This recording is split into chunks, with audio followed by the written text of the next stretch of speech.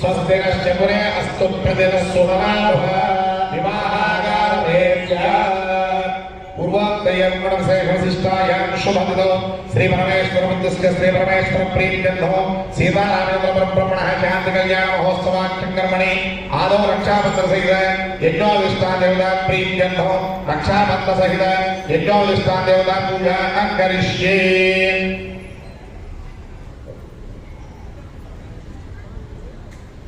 ओम नमो अस्तु सर्वेभ्यो येके चक्षुर्देवो यन्तरिक्षे देवेभ्यः सर्वेभ्यो नमः।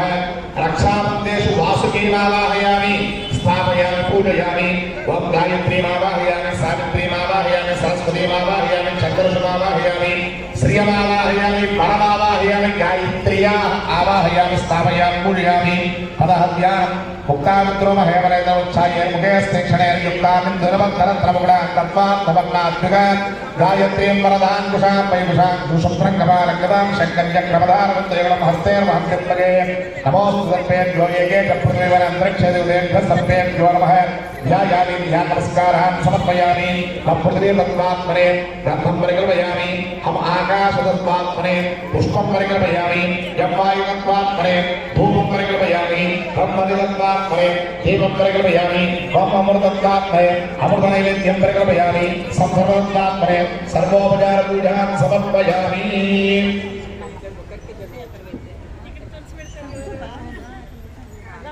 भजन्ति ओम विश्वेन्द्राय समनेषु भावाध्यायाचमन्थरगमन्यन्द्रसुन्वते पारावृतं यत्पुरसम्प्रतौ वस्वतावृणे शरभाय ऋषिबन्धवे बृहस्सानक्षत्रवृत्तप्रतिष्ठेन विष्णुभोगसुरमुद्रवेण यत्रस्त्वमेन मध्यदशेन मध्यमदं वातेन सागरेण रक्षा। हे बोलो रामचन्द्र भगवान् की।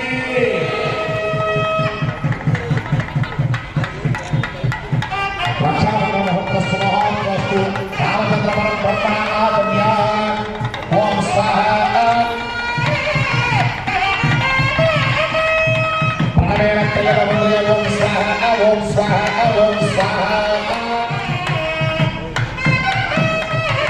पूर्वक्रियते शुभमो श्रीरामचन्द्रब्रह्मणः उपहारपूजा सुसुरदत्त द्वितीय यज्ञोपवेतधारणं करिष्ये। ओम यज्ञोपवेतं परमं पवित्रं प्रजापतेर्यस्सहजं पुरस्तादौ आयुष्यमप्रियं प्रतिमं च शुभ्रं यज्ञोपवेतं परमस्तु तेजः। यज्ञोपवेतधारणमहोत्सवस्तु मुहूर्तोऽस्तु सुमुहूर्तकाले सूर्यादिनामनां ग्रहणवत्तं आनुभूयता बलसिद्धिरस्तु। ततः कन्यावरणानि दत्त्वा ओम प्रसुप्मन्दादिगस नश्च सक्षणवरे निर्वरान् अभिषुप्रसीदत अस्माकमिन्द्रमुपयज्ञगोपति यः सौम्यश्चान्दसो मुपोरति अनुरक्षरार्गवस्सन्तु बन्ध ये निस्सकायो यन्तिनो वरेयं समर्यमान् सम्पगो निनीय सन्ध्या आस्पत्यगो सुयममस्तु देवाः ते कन्यादातारं गन्वा ब्रुवते।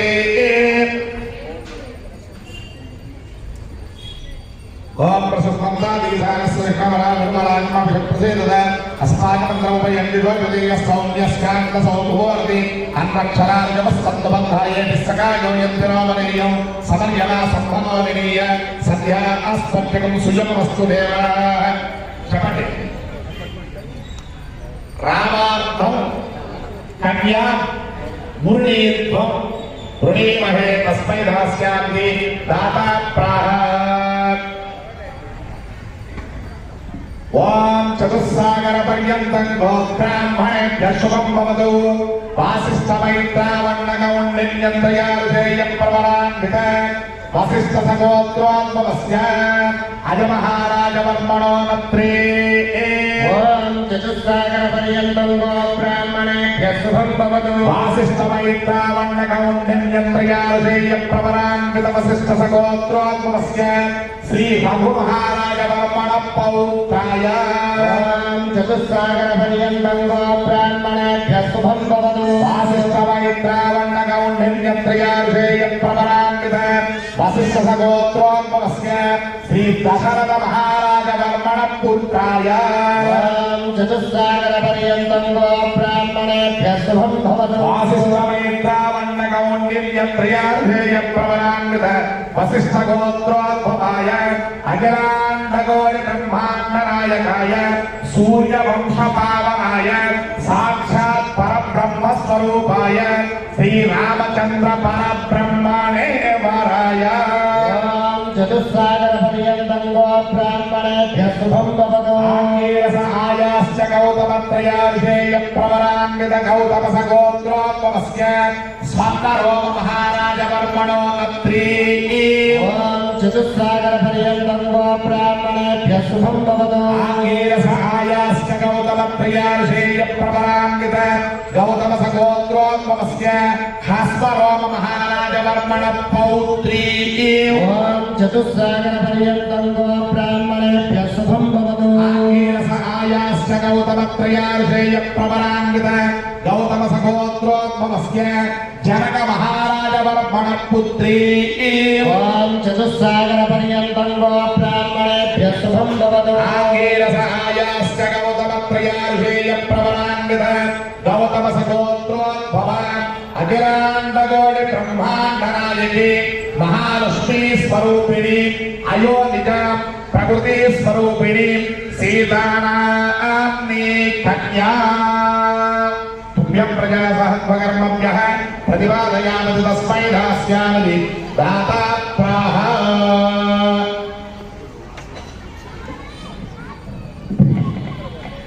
స్వామివారి యొక్క కళ్యాణోత్సవం చాలా విశేషమైనటువంటి రామ కళ్యాణం. ఎందువల్లంటే మనం మనుష్యులు అంటే మానవులకి అతి దగ్గరగా ఉన్నటువంటి అవతారం రెండే రెండు. అంటే మనతో కలిసి మనతో జీవించి మన యొక్క లక్షణములు సంసారంలో ఎలాగైతే బాధలు పడుతూ అన్ని అధిగమిస్తామో అలా పరిపూర్ణమైనటువంటి మానవ అవతారం ఏదైనా ఉందంటే రాముడు ఒక్కడే, కృష్ణుడు కూడా కాదు. ఇక్కడ కృష్ణుడైనా నేను భగవానుడని చెప్పుకున్నాడు, ఆయన లీల చూపెట్టాడు చిన్నప్పటి నుంచే. కానీ రాముడు మాత్రం అహం దాశరథ ఆత్మజ, నేను దశరథుడు యొక్క పుత్రుణ్ణి, నేను మానవుణ్ణి అని చెప్పినటువంటి ఏకైక దైవం రామచంద్రుడే. అందుకే మనకి శివుడంటే ఇష్టం, విష్ణువన్నా ఇష్టం, ఎవరన్నా ఇష్టం బాగా ఉన్నప్పటికీ రాముడు అనేసరికి మన భారతదేశంలో ఉన్న ప్రతి హిందువుకి ఒక చైతన్యం ఉంటుంది. ఎందువల్లంటే మనం ఇంగ్లీష్లో అంటుంటాం చీన్స్ అంటాం. అంటే ఎవరైనా సరే మనం ఎక్కడి నుంచి వచ్చామని, మనం ఏ వంశం నుంచి వచ్చాం లేదా ఎవరి దగ్గర నుంచి వచ్చామంటే మన యొక్క కణములు ఏదైతే ఉంటే కణములు పరీక్షిస్తే మన యొక్క జీన్స్ బయోడేటా మొత్తం వచ్చేస్తుంది. అలా రాముడు మనవాడు, మనతో తిరిగినటువంటి స్వామి. మనిషి పుట్టిన తర్వాత మనిషిగా ఎలా బ్రతకాలో, అన్నదమ్ములతో ఎలా ఉండాలో, తండ్రితో ఎలా ఉండాలో, తల్లితో ఎలా నడుచుకోవాలో, భార్యతో ఎలా ఉండాలో, మామగారితో ఎలా ఉండాలో, అలాగే సేవకులతో ఎలా ఉండాలో, రాజుగా ఎలా ఉండాలో, ప్రతి ఒక్క రిలేషన్షిప్ ని 100కి 100% ఇంకా ఎక్కువే రిలేషన్షిప్ మెయింటైన్ చేసిన వాడు ఎవరైనా ఉండాలంటే రాముడు ఒక్కడే. అతనికి తమ్ముడు ఎలా చూడాలో తెలుసు, రాజుగా తన బాధ్యత ఎలా చూసుకోవాలో తెలుసు, తండ్రి మాట జవదాడకుండా ఎలా ఉండాలో తెలుసు. అంటే రాముడు ప్రతి ఒక్కరిని కూడా ఆ యొక్క సంబంధ బాంధవ్యాన్ని వదిలిపెట్టకుండా చేసేస్తారు. మనం అంటూ ఉంటాం చాలా మంది, అంటే ఎందుకంటే రావణ ఫ్యాన్స్ కొంతమంది ఉంటారు, రాముడికి కొంతమంది ఫ్యాన్స్ ఉంటారు కదా. రావణ యొక్క ఫ్యాన్స్ అంటూ ఉంటారు ఏమని, రామ అధర్మపరుడని. అసలు అధర్మపరుడు అయిన వ్యక్తి వాల్మీకి రామాయణమే రచించేవాడు కాదు, గుర్తుపెట్టుకోండి. రామాయణం వాల్మీకి రచించక ముందే జరిగింది. అంటే రాముడి యొక్క కథంతా అయిపోయి రాముడు అయోధ్యని పరిపాలిస్తున్నటువంటి సమయంలో వాల్మీకి మహర్షి దగ్గరికి సాక్షాత్తు నారద మహర్షి వచ్చాక వచ్చేసరికి నారద మహర్షిని వాల్మీకి మహర్షి అడిగే ప్రశ్న ఏమంటే కశ్యవాన్ వీర్యవాన్ సత్యవాన్ దృఢవాన్ ధృతివాన్ బుద్ధివాన్ వీర్యవాన్ అని 16 రకములైనటువంటి గుణములు 16 లక్షణములు పరిపూర్ణంగా ఉన్నవారు ఎవరైనా ఉన్నారా? అది కూడా ఇప్పుడు ఎప్పుడు పూర్వం ఉన్నాడు, మా ముందు తరాల్లో ఉన్నారు, మా వెనక తరాల్లో ఉన్నారు, ఇవి కాదు నాకు ఇప్పుడు ఇహ లోకేస్మిన్ సాంప్రదే లోకే ఇప్పుడు ఈ కాలంలో ఈ సమయంలో అటువంటి 16 లక్షణములు కూడా పరిపూర్ణంగా ఉన్నవారు ఎవరైనా ఉన్నారా అని చెప్పారు. అడిగితే నారద మహర్షి ఎక్కడ ఉన్నాడు? దశరథాత్మక రామో విగ్రహవాన్ ధర్మ. ధర్మం కనుక ఒక రూపం ధరించి వస్తే ఆయన రాముడయ్యా అన్నట్టు. ఇంకా అధర్మం అక్కడ ఉంటుందండి. అక్కడ నారద మహర్షి సత్యవేడు కూడా ఇచ్చాడు.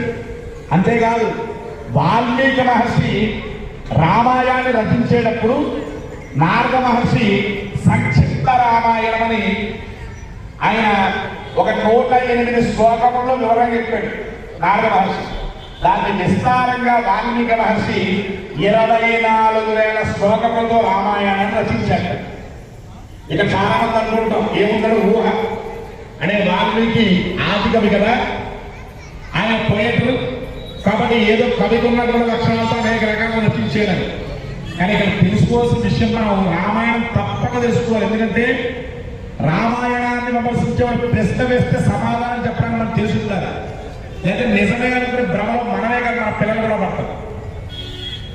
వాల్మీకి మహర్షికి ఒక వరం ఉంది బ్రహ్మదేవుడి ద్వారా. ఏ వరమో తెలుసా? నువ్వు రామాయణాన్ని రచించేటప్పుడు నీకు స్క్రీన్ ప్లే అంటే వెంటనే రచించాలని నువ్వు కలప పట్టుకున్న వెంటనే నీకు ఎదురుకుండా టీవీలో కనిపించినట్టుగా రామాయణం మొత్తం స్ఫురిస్తుంది అన్నాడు. అంటే కళ్ళకి కనిపిస్తుంది అన్నాడు బ్రహ్మదేవుడి యొక్క వరం. అంటే వాల్మీకి మహర్షి ఏదేమి చూశాడో రాముడు కళనంతా అది రాసింది. ఆయన కనిపించింది కళ ముందు. మనకి టీవీలో కనిపించినట్టుగా టీవీలో కనిపించిన వెంటనే ఎలాగైతే మన క్యారెక్టర్స్ అది రాసుకుంటామో అలా వాల్మీకి మహర్షి ఊహతో రాయలేదండి.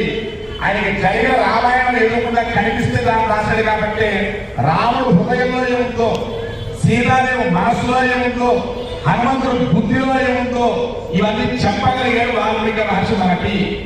అటువంటి రామాయణం 16 గుణాలు. సత్యవాన్ సత్యమే పలుకుతాడు ఎప్పుడు స్వామి. ధృతివాన్ ఎప్పుడు బుద్ధి స్థిరంగా ఉంటుంది. వీర్యవాన్ అవసరమైతే త్రిమూర్తుల్ని సైతం కూడా ఓడించగలిగినటువంటి ప్రతాపం కలిగిన వాడు. దేవతలు సైతం కూడా మెచ్చుకునేటువంటి రూపం కలిగిన వాడు. పుంసాం మోహన రూపాయ అంటే పురుషులకి సైతము మోహం కలిగించేవాడు అర్థం. స్త్రీల కంటే ఎవరైనా ఆడమ్మ ఉన్నారు అమ్మవారిలాగా, లేకపోతే అమ్మ కల్లో చెల్లో స్త్రీలు అంటే చాలా అందంగా ఉంటారు కదా. సరే స్త్రీలను చూసి మోహింపబడ్డ ఒక రకం అందంగా ఉన్నారు కాబట్టి మరి ఈయన చూసినా స్త్రీలు కాదు పురుషులు సైతం అంటారు. సప్త మహర్షులు ఈ అరణ్యవాసం చేస్తున్న సమయంలో ఎంతో మంది ఋషులు ఈయన మోహించి అనుకున్నారట ఒక్కసారి కౌగిలించుకుంటే చాలనుకున్నారు. రాముడు ఏమనుకున్నారు? కౌగిలించుకుంటే చాలనుకున్నారట. ఆ భాగ్యం ఎవరికి జరిగిందంటే ఒక్క హనుమంతుడికి దక్కింది. వాళ్ళ కుటుంబంలో కాకుండా బయట కూడా హనుమంతుడు ఒక్కసారి కౌగిలించుకున్నాడు. సీతామాత చెప్పిన తర్వాత హనుమంతుడిగా భాగ్యం జరిగింది. అప్పుడు ఋషులందరూ అడిగారు, ప్రార్థన చేశారు. రామచంద్రుడు వనవాసం చేస్తున్న సమయంలో రామ నీ యొక్క దర్శన భాగ్యం మాకు లభించింది, నీ యొక్క బాహుబంధన భాగ్యం కూడా మాకు లభించాలి అని. అప్పుడు రాముడు చెప్పాక ఏకపత్ని వ్రతం ఉంది ఈ జన్మలో, కానీ మీరందరూ వచ్చే జన్మలో మీరందరూ కూడా గోపికలుగా పుడతారు. అప్పుడు ఆ భాగ్యాన్ని పొందుతురిగారని వర్ణించాక. అందుకే రాముడే కృష్ణ పరమాత్మగా వస్తే ఋషులందరూ 16,000 మంది గోపికలుగా వచ్చారు. అనగా అష్టభార్య అంటే 8 మంది భార్యలు. ఒక అమ్మవారు లక్ష్మీదేవిని చూసేస్తే 7 మంది సప్త మహర్షులు. 7 మహర్షులు స్త్రీ రూపాల్లో సత్యభామగా గంగాదితి వీళ్ళందరూ జాంబవతి వీళ్ళందరూ కూడా 7 మంది భార్యలుగా వచ్చారు కదా. కాబట్టి రాముడు అంత స్వరూపుడు. కర్మాత్మ సత్య సత్యస్య రామో దాశరథి పౌరుషేక అప్రతిద్వందం శరీరం జహిరామణం అంటాడు లక్ష్మణుడు యుద్ధరంగంలో. ఏమని చెప్తాడంటే, నా అన్న ధర్మాత్ముడైతే